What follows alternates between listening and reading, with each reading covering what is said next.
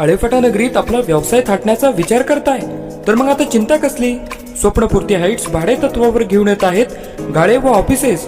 5 मजली इमारत, प्रत्येक मजल्यावर 1000 चौरस फूट व 823 कार्पेटचे बांधकाम क्षेत्र, प्रत्येक मजल्यावर स्वतंत्र शौचालय, दुसऱ्या मजल्यापासून अत्याधुनिक लिफ्ट सुविधा, नगर कल्याण व पुणे नाशिक महामार्गाची कनेक्टिव्हिटी, प्राईम लोकेशन.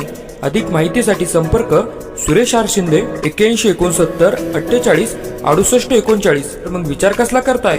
आजच स्वप्नपूर्ती हाईट्स मध्ये आपल्या व्यवसायाची जागा निश्चित करा. पतसंस्थेच्या कार्यक्रमाच्या नवीन इमारतीच्या उद्घाटनावर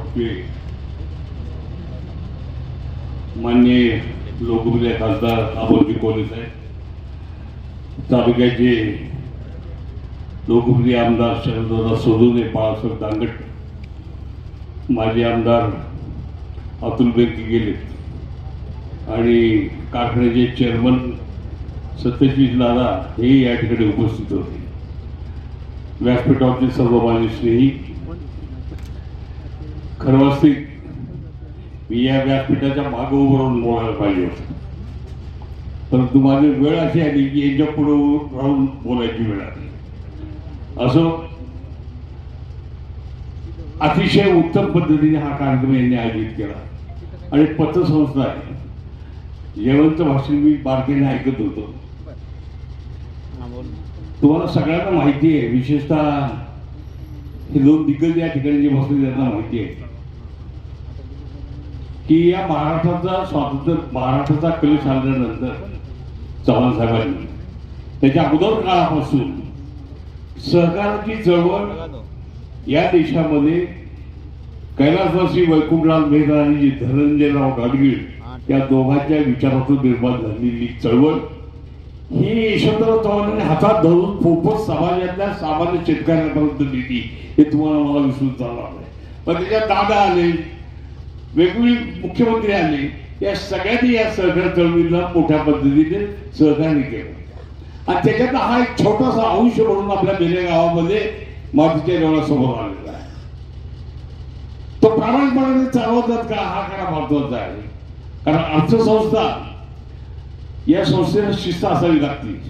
मला या सगळ्या दृष्टीवर वाटतं की ही संस्था शिस्त पाळते आणि संस्थेचं नाव आहे पत. आपण सर्वजण बसलेलो जातो, आपल्याला कल्पना आहे आपल्या मराठी भाषेला आपल्या घरामध्ये एक जुनी म्हण होती. ती म्हण अशी होती, शेतात खत आणि बाजारात पत, तोच माणूस टिकतो. आज सुदैवाने पाणी आले, शेतात खत आहे, ज्याच्या गाय प्रत्येकाच्या दारासमोर आहेत, त्यामुळे त्याचाही तोटा नाही. पैशाचा तोटा होता कारण आता शेतीमालाला भाव मिळत नाही. चला जेवणाकडे, चला जेवणकडे, पण आर्थिक शिस्त बाळगली पाहिजे. मी नेहमी सांगतो की आयुष्यामध्ये प्रत्येक माणसाने, प्रत्येक कुटुंबाने आर्थिक शिस्त जो बाळगेल तो आर्थिक शिस्तीचा माणूस आणि ते कुटुंब पुढे गेल्याशिवाय राहणार नाही. ही प्रत्येकाची वैयक्तिक जबाबदारी आहे आणि ही जबाबदारी शिकवण्याचं काम जेवण दिलेल्या पुस्तकामध्ये आहे असा माझा अनुभव आहे. कारण ते लेखक जे आहेत ते व्यक्तिगत माझे मित्र आहेत. अनेक वेळा प्रवास करताना त्यांची माझी या विषयावरती चर्चा झालेली आहे.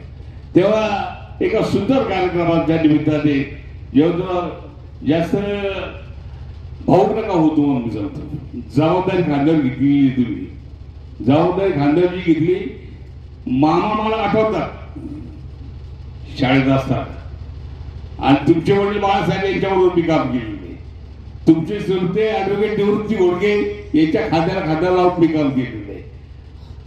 विठ्ठल गुंजाळ असतील, देवीदास असेल, ही सगळी मंडळी या गावातली, ही सगळी मंडळी अत्यंत एकोप्याने काम करणारी मंडळी.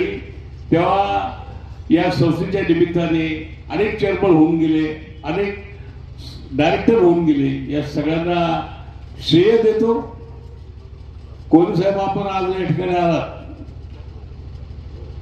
एक अत्यंत चांगल्या पद्धतीने या कार्यक्रमाच्या निमित्ताने ते आपल्याला मार्गदर्शन करतील.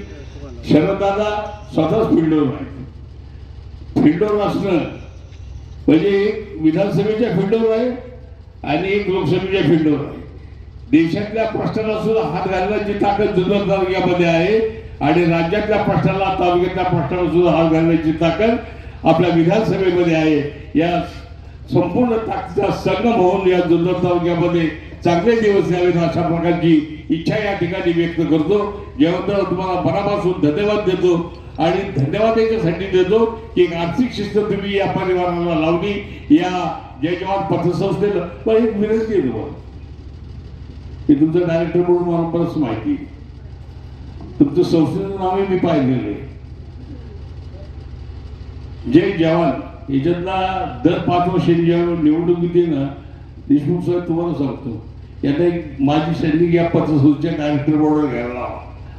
माजी सैनिक या पतसंस्थेच्या डायरेक्टर तेव्हा ते नाव सांगतो मी जय जवान. अरे आम्ही जवानाचा सत्कार असला तर मला माफ करा, परंतु माझी इच्छा आहे की यांनी एखादा जय जवान माणूस या पतसंस्थेचा डायरेक्टर करावा. आता एक सुंदर कार्यक्रम तुम्ही आयोजित केला आणि या कार्यक्रमाची रूपरेषा ही शोभाच्या आमदारांनी खासदारांनी वाढवली. आपण सर्वांनी या ठिकाणी उपस्थित राहून आपल्या सगळ्यांचे मनापासून आभार मानतो.